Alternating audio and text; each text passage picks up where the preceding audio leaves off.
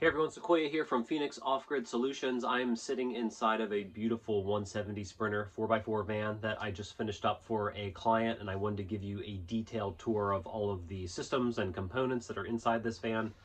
Now, this van wasn't completely done by me. It was a team effort, and I am Fenix Off Grid Solutions. I did the plumbing system, I did the exterior modifications, a roof rack, and some rear accessories like a tire carrier and a storage box. I did running boards, I did undermount tanks, I also finished the cabinetry in here. There was somebody else who did some installation and building of 80/20 frames for the cabinets. There was Valley High Technical that did the power system, the electrical system in this van. Also, Exploration Vans did the Wagon panel kit, the floor installation, as well as a Vanlifetech hydronic furnace and heated floor system. So I can't take all the credit, but it really came together. And actually, the owner of this van was the project manager. She decided that she was going to oversee all of the installation. She took this van to New Hampshire and to Ohio, and I'm here in Pennsylvania. And now it's going to be going out to Colorado for all of these different installations. And her vision was, I think, fully realized. Take a look at my following footage. I'm going to be walking around and through all of the systems, not so much on the electrical because that was Valley High Technical, but we can take a look at their beautiful work, and it is amazing. But we can take a look at the plumbing, and we'll take a look around the exterior. And of course, if you are interested in completing something like this on your own and you need expertise in building out your van, professional expertise, I am available for consultation. I also have a membership program for folks that want to DIY their van but need a professional with years of experience and over 100 different custom conversion vans under their belt. That's me. And I have a membership program for you to join, and you get live access to me every week where you can ask questions and get feedback from me regarding your own build. I also recommend products and give discounts on a lot of amazing power system componentry. So let me know if you're interested. Check out my website, and I hope you like the video. This is a 170 Sprinter. It's a 2023 selenite gray metallic 4x4. The owner had the bottom Linexed, I believe. The bottom all the way around, so the plastic and the lower. The bumpers, also the grill, which I'm not a big fan of. But it came out nice, but like most of this bed liner stuff that I see, it's already starting to fade, and you can see the swath marks, the paint marks in it, which I don't like. It has some 17-inch black Rhino wheels. It has the Agile off-road big wheel adapter. We have Roambuilt side steps, which I installed. There was a off-brand side ladder, which is currently off because it doesn't fit with the Roambuilt roof rack, which I had installed. So that's going to require some custom modification, but you can buy these side steps short so that, you know, the chicane ladder doesn't interfere with them. Nice smart plug installation by the Valley High Technical, I believe, or Exploration Vans. I'm not sure who did that pre-wire. And then on the back, we have two Alvan, we have a rear tire carrier, a rear storage box with, there's a little shovel up there. And I installed both of those on this van. Now this roof rack, you can see on the back here, there's two rough country load lights. There's two on the driver, two on the passenger. The awning, this Fiamma F45S, which is just a manual awning, is not the full length of the van.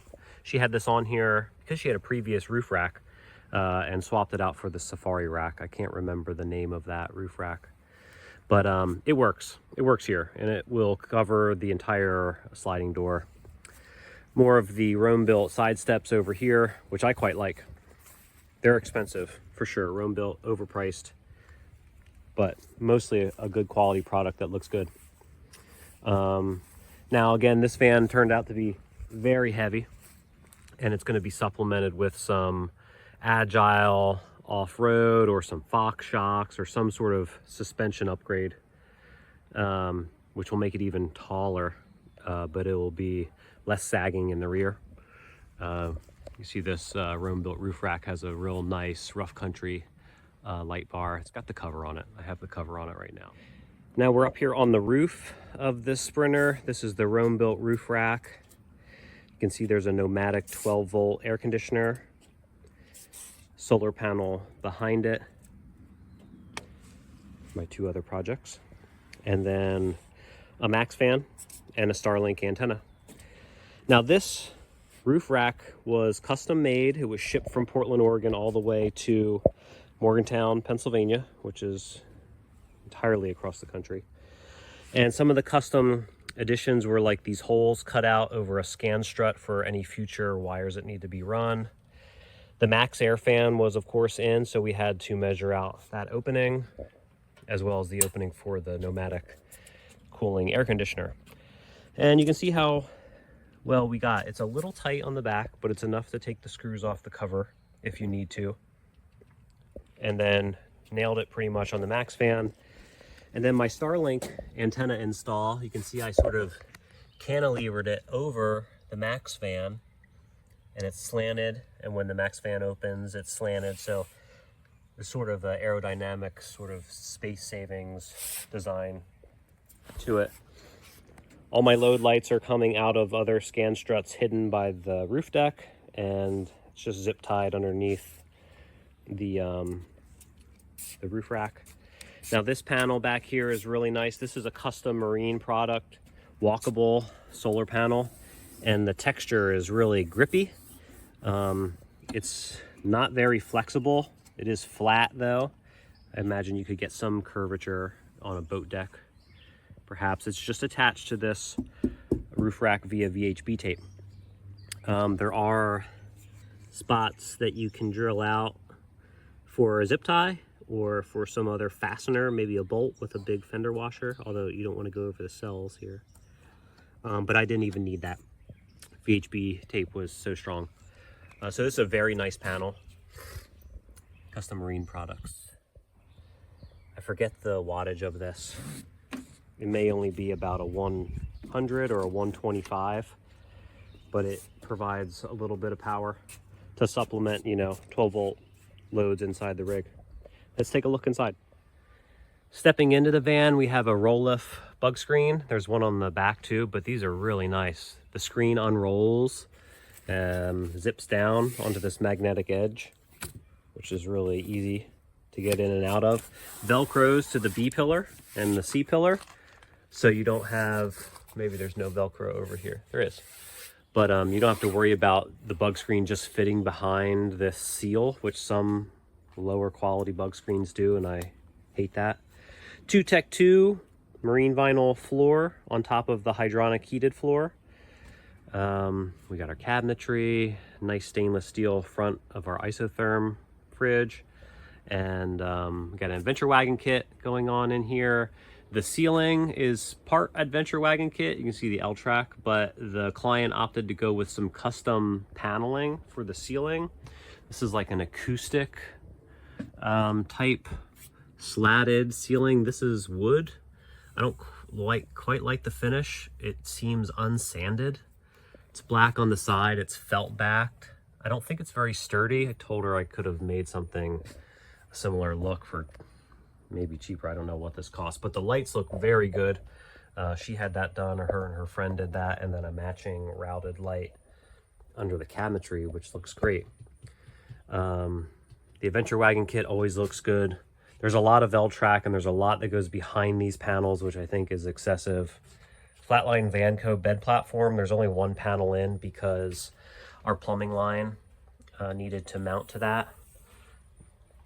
Right, there's no plumbing that goes through the floor.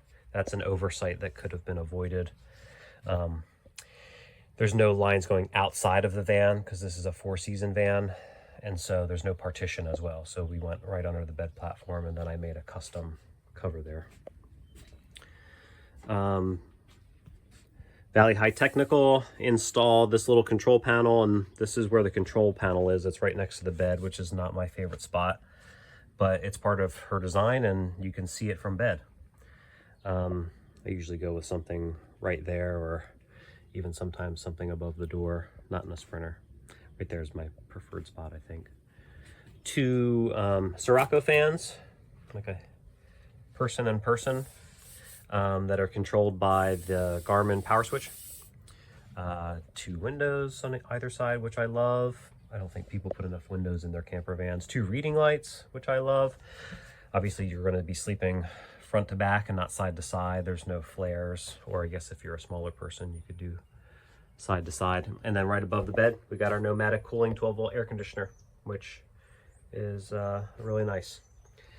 Down below, we have our, this is some Van Essential L-Track. I like this stuff. Van Essential decided to make their own L-Track. And this is sort of like a graphite gray. And it's recessed, but it's designed to not be recessed like the US cargo control stuff. So I didn't even really cut out the floor. I just cut out the 2-Tech-2 and rested it right on the wood. And there's barely, I can stick my fingernail under there, that's it. So this is designed to be more in line with, you know, a panel, 1/8-inch panel, 1/4-inch panel, holding your panels in your vans. Check out Van Essentials, and that's I'm a dealer with Van Essential as well. Our venting for our hydronic furnace in there. Again, we'll go over this in the plumbing bit, but our custom shower box. This is a lid that lifts up, and there's our stainless steel shower, which will be supplemented with a shower curtain that hangs from the L-Track, and then 2 other L-Track locations in the ceiling, and then a matching cover. Now, I don't have a CNC, but I have a friend that has a CNC, and so I was able to get these benchtop CNC'd, which really cut down on the weight of the top itself, making it easier to lift. And then some of them are also functional, like this one above the refrigerator, and I suppose this one above the shower, so that you can still sit on it and it can dry out inside. So another component to this van, and for my installation, was the cabinetry. And the client, this is something the client had put together, and I was the finisher, quote unquote finisher. So I built some of this, faced everything, did not build the frame of the galley or the upper, but I faced everything. And this is Coverply. This is 3/4 inch or maybe 13/16 of plywood with a paper stone finish on either side, which is really nice material. It's very heavy, and I wouldn't have recommended it in this build, especially because the cabinetry is built with 80/20 aluminum extrusion. I also don't like this stuff, and I wouldn't have recommended it. But the nice thing about the 80/20 is very strong. It's a real pain to put together and adjust if you need to add something later, like these. You'll have to take some of this apart. But the 80/20 would allow you to use very thin material as your bottoms and your sides and your doors. 3/4 is a great door. 1/2 inch would have been sufficient. 1/4 inch would have been sufficient for the bottoms and sides. So we're adding a lot of extra weight here. And the client knows that and would have changed their mind. Nice thing about it though is we got this nice inset light underneath, which was routed in, not by me, but it looks great. I installed it. These 80/20s, I utilize these latches, these little ball latches. They have a little access on the side, a tensioner. There's a spring in there, and you can adjust the tension of the balls. And they clasp on this little post. This is brass. It's been, I don't know, anodized black. And I had to use an extra little spacer of the Coverply to make it fit. But the nice thing about these was I was able to just remount the mounting hole where originally a screw would go and put in 1/4 20 Allen bolt and attach it to our, people call these T-nuts a lot, but they're really welding tabs with a 1/4 20 threaded hole in them. And I utilize them for all the upper cabinet doors. These Bloom hinges were purchased by the client, and I installed them. Nice, complicated. Same with these drawers. This is a Bloom like pre-made. This is metal. It's sort of hollow metal, MDF bottom. Under mount drawer slides, and then you have to face them. The front of the drawer is also the face, which is not what I'm used to, and I made it work and made it look good. So the client picked out the hardware too. It's classy. Nice stainless steel fridge by Isotherm. We are going to do some CNC venting right here, and then there's also a vent on the side right where the compressor to the 12-volt refrigerator is. Over here, more 80/20. With these drawers, I did double latches because of them facing forward, and if there is items in this drawer and you stop short, that stuff is going to fly forward, and I'm still, you know, jury's still out whether or not 2 latches is going to be enough to keep these things from blasting open. So here we got the power center. This is a massive power bank, and it is heavy. And with the stock suspension, it's been noticeably sagging on the driver's side. We also have the freshwater tank, gray tank, the fridge, the upper cabinets on that side. So there's some extra weight on the driver's side. But anyway, awesome job by Valley High Technical. Came in this custom box made by Surg Supply, I believe. Master on switch here, USB 110 or 120, a vent there. Now on the front door, we have our Quattro. This is a 12-volt, 5,000 watt inverter. The AC inputs and outputs are distributed via a DIN rail. We have our DC inputs, our DC negative and positive, coming in from the Lynx distributor over here. Looks like there's another shunt there for the wake speed and Nations alternator, so that you can see how much power is coming in from just that. Here's our servo. There's a bunch of different wires connecting to the auxiliary inputs. You can see we have 3 different tanks, and we have one temp sensor coming in. Then there's a couple different relay wires going out for the wake speed regulator for the alternator, the secondary alternator. Now over on this side, there's a light strip on the top here, but I'm not quite sure how to power it. So bear with me. We have our Lynx Smart BMS, which is managing all of the power consumption and loads. We have 2 Lynx distributors. We have that big fat guy's our alternator. We have 2 cables going to our 5,000 watt Quattro. We have solar. We have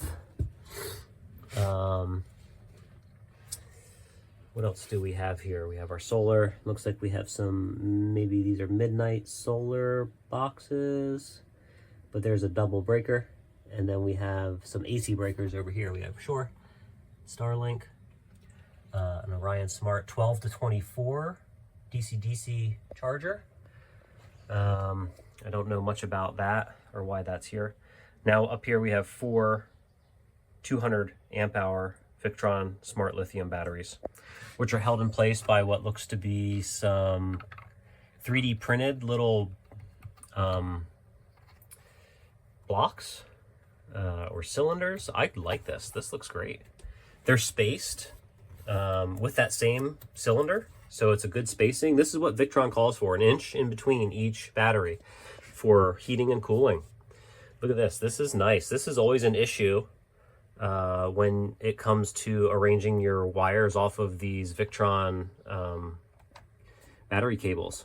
This up here looks great too. Now each battery is protected with a MRBF fuse, and then we have 4 leads, which are the same size, all going to a Victron bus bar, same positive and negative. And then we just have 1 big fat cable that comes off of that down and into our Lynx. Right, same with our negative. Over here we got a bunch of different things going on. We have a 12-volt fuse box, which supplies our positive and a negative bus. That is going up through a Smart Battery Protect which is probably getting supplied from our links somewhere here. Looks like there's also a secondary smart battery protect for just the air conditioner. Sorry, so power comes into here, it's programmed, it goes out to the air conditioner. Bunch of different little fuse panels, right? These are just positive fuse panels, so the negative has to go somewhere. Same with this. This might be the 24 volt, just a designated 24 volt bus bar for perhaps something special. This is the negative, and then this back here is our Garmin power switch. Yet again, another small little fuse panel. This power switch takes in positives, and then you can control it right on the unit and turn something on. I think the fridge, the Max fan, the Sirocco fans are on there. But then you can also use the Garmin app to use Bluetooth to turn those things on. But you need to put the negative somewhere, right? So that's what this is here for. Then of course we have our wake speed, which is controlling the secondary alternator charging input. And that is essential to getting, you know, up to 200 amps of power coming from that secondary alternator via this 4-aught cable, which runs all the way up front. And now, if you don't know much about this wake speed controller in conjunction with the Nation's alternator works really well with the Link Smart BMS, and the guys at Wake Speed have gone through a lot to ensure that this BMS and this guy and the alternator are talking well together. So here's the plumbing box. This is a custom made hex ply box by Surg Supply. It was made to match this box, which was made by Surg Supply for Valley High Technical, who did the electrical. So we have a matching box that I put over the plumbing system. Now, this radiant floor system and hydronic heating system was installed by Exploration Vans. And so I connected all of my plumbing system to this, and I retrofitted the box around it with the vents, added these hydrostatic mixers. There's one on the front of the box as well. And we have a big pump. We have an accumulator, which actually I learned was unnecessary. This pump says it doesn't need an accumulator, but I'm always used to putting one in. We have our wheel well tank by S&B. There's a pickup line that goes back up through a strainer, through the pump, and you can see I have like wing nut fittings, so the pump can come in and out, which I already took it out once to troubleshoot an issue. And then we have our cold water line that goes down into the hydronic heating system. It goes through a mixer. There's the heat exchanger on the floor there, right there, which is pretty. And then hot water comes out and goes up and goes into the system. But right here we have our winterizer, and there's dual valves on here. This is a shark bite like washing machine water supply, so it's a right angle, a 90-degree angle, and it has drop ears so that you could mount it to a wall, and then a valve to turn it on and off with a garden hose fitting. And then this goes to a standard air compressor fitting. So I hook up my air fitting here, set the output pressure to 40 PSI. I can open this, then open that, and it flushes the system as long as the valve is open, like a faucet. This is our inlet, and we have two Accor deck wash fittings here. This one's called the washdown, and they both have their own connectors, which is kind of nice. And then this one has more of a faucet style. They're both designed for outputs. This is more of like a boat deck wash, and then this is more of like a house spigot that you can remove the spigot. So quite a bit of water leaks out of this when you disconnect it, but it basically comes in here. There's a check valve, and then I used a flexible hose to get it to go into our fill port on the tank. And then we have a vent that snakes around and then goes out the floor here. So I had to be really careful with the way I mounted this box, and had my drain and my vent pipe go out the bottom, because with this hydronic heating system there is a heated floor component to it. So there's PEX lines running in a big circuit in this floor. And if you remove this edge, you'll see the installer, which was also Exploration Vans, marked where those lines are. Now there are loops here at the end, so I had to be really careful, but you see how far back I installed this L-track. That was after checking in with Vanlifetech, whose system this is. They recommended about a foot away from the edge of the floor, and that's what I did. And these are right in the middle of the runs of hydronic PEX line. So the idea with this hydrostatic faucet is that this is the on, and then this is the temperature. You set it and forget it. There's a little button here. You set it and forget it. You can turn it on and off, and then it comes back to that temperature automatically. You have a little USB port there for when the bed platform's installed, it can snake up. And that's basically it for our plumbing box over here. We went over the winterizer, the way I connected my PEX lines. We use 1/2-inch PEX, and I use brass fittings with rings to match what was here. Sometimes I use the stainless steel clamps, sometimes I use the plastic ones, but in this case I wanted to match what was already here. And I get everything, all my plumbing supplies from Supply House, and they've been really great, and there's a business discount as well. So after the water exits the pump here and goes through this rear shower mixer, it goes forward, right? It goes over the wheel well water tank, which is covered by that panel, and 4 screws will take that off, and you can see what's going on in there. And then it comes into this little area here, and I added a false wall. It's a storage area. And then there's another mixer here. And it's a little dark in there, but basically the water tees off, hot and cold, comes into another mixer, and then goes south. Here's our mixer. And comes into our shower box here. And so that will be the wand that connects via the Accor fitting. And then we have PEX lines that go up out of the box, and they follow the bottom of this Adventure Wagon bed platform. This may be a flatline Vanco bed platform. Yes, can confirm flatline Vanco. I wanted this to be simple.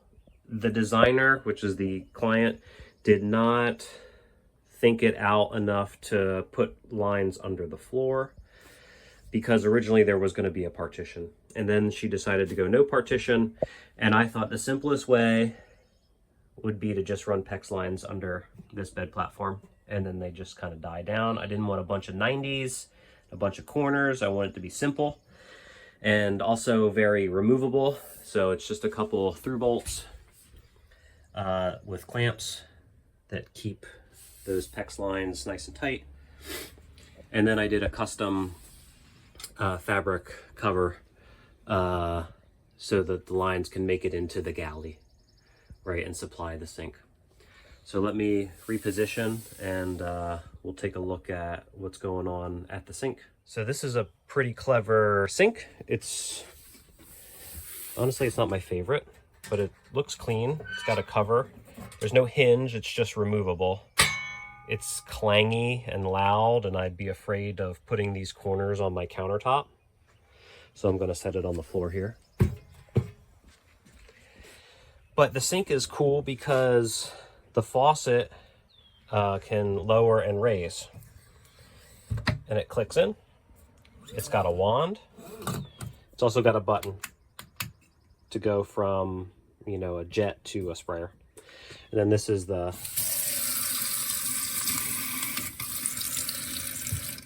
mixer. And it's by Tech Van Life. Cool color. It's sort of graphite. And under the sink here, you can see it came with a a low profile drain, which I utilized and took it out and did a 90 straight down through a Hetvo waterless trap system, and it just goes straight through the floor. You see I had a coupler there because I made a little gaff. but it goes straight into the floor, and then it goes into our gray water tank, which is another S&B undermount tank on the driver's side. Now, before the cold water gets to the faucet, you can see over here we have a Guzzle H2O water filter, and there's a little green light. And when the water is running, let's see if it will turn blue. Not enough pressure without the pump being on. It is a UV filter. So we got a carbon filter in here, and then there's a UV filter that the water passes through. And I have a valve before the filter. I also have a valve on the hot water. And that's how our water supply works for the sink over here. Let's do a quick video underneath the van, right? There's a lot going on under here. What really comes to eye are the alternator cables, these 4/0 runs of anchor wire that go from the secondary alternator all the way back under our rig and then up into the van somewhere back there. Are really dangling, right? And this is one of those oversights that, because this van was piecemealed together, this kind of got lost in the sauce. And because I needed to install this undermount driver side Sprinter 22-gallon tank by S&B, these cables couldn't be mounted to the floor here. They were, you know, just mounted, running sort of up there, I think, just kind of up here, but on the other side of this. And I needed to take those down in order to install this tank. There's no room for them. So whoever is going to upgrade this fuel tank, which sounds like is going to be something that happens in the future, and S&B makes an oversized Sprinter fuel tank that works with their undermount driver side tank. So 2 tanks, undermount tanks, can go side by side here. This will have to get put above the tank, right? And that wasn't in my scope of work. But we can see that the drain from the sink comes down. I have that sealed off through the floor, 1.5-inch drain pipe into a rubber 90-degree Fernco, which I quite like, so that you could drop the tank without having to cut your PVC. It also adds for a little bit of flexibility if your pipe is off by a little bit. And then just a simple manual drain valve so that you can drain this 22-gallon tank. Now, these S&B tanks, check out my other video on these S&B tanks. These things are very nice, high quality tanks. The tank is slanted, so the water drains out here. Could also be used as a freshwater tank, and this could be your pickup. They come with stock, or it comes with brackets, and these hangers are basically a big threaded L. They connect to, you know, like a cross member over here, and utilize a hole that's on the bottom. So you don't have to do any drilling. These things just mount and you install them. It's just a socket, and it's strong. It attaches to the floor. No drilling, no painting, no custom bracketry. I've done enough of that. And on the passenger side, we have a 16-gallon custom molded wheel well, or not a wheel well tank, an undermount tank. By S&B as well. Has a little bit of a heat shield attached to it to protect it from the exhaust. I have another Fernco that comes down, connects to the pipe. There is our HEPVO waterless trap system, and this is for the shower. And the tank will collect the shower wastewater, and then another manual drain valve over there. And I had to get creative when mounting this. I had to cut some of the Roambuilt bracketry off. See how that one right there is more simple than that one? I basically had to cut the wings off of another mounting point of that just further down so that this tank could fit. This is an impressive sculpture of a tank. There's a lot of different dimensions that had to be accounted for. But again, it uses stock locations, no drilling, no custom bracketry. It just uses these really strong plates and these thick rods to connect underneath, and then you're good to go for undermount on the passenger side.